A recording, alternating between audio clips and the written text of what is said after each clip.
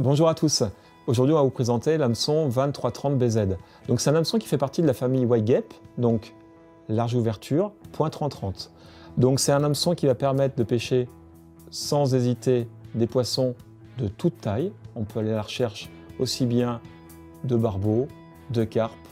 Alors, c'est un hameçon plutôt destiné au parcours sauvage. Vers sauvage, c'est les rivières, les étangs. Pas les carpodromes, parce que dans le carpodrome, la réglementation impose un hameçon sans ardillon. Là, on a un ardillon, donc ça sera vraiment pour les pêches plutôt traditionnelles en eau libre.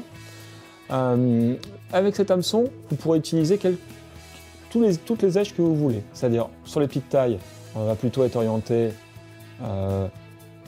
asticot, plutôt orienté vers de terre. Sur les grosses tailles, on va plutôt s'orienter sur du pelet, sur du maïs, sur du dendro. Donc on peut vraiment utiliser toutes les éches en fonction de l'hameçon que vous allez sélectionner en termes de taille. Pour le nylon, c'est pareil, il va falloir utiliser des nylons qui sont en proportion avec le fer de l'hameçon. Donc un bas de ligne de 14 à 20 centièmes sera totalement en adéquation avec cet hameçon. Bien sûr, un hameçon numéro 20 sur du 20 centièmes, c'est pas le bon choix. Un hameçon de 20 sera plutôt à monter avec du 14. Et bien sûr, l'hameçon de 12 sera plutôt à monter avec du 18 ou du 20 centièmes. Voilà.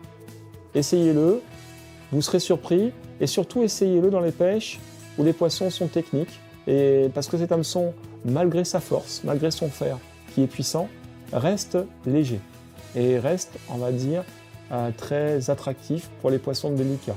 Il n'est pas rebutant, il a vraiment ce côté encore très en adéquation avec une pêche, on va dire quand même malgré tout délicate de gros poissons. Je vous invite à le découvrir et je vous donne rendez-vous la semaine prochaine pour la découverte d'un nouvel hameçon. À bientôt.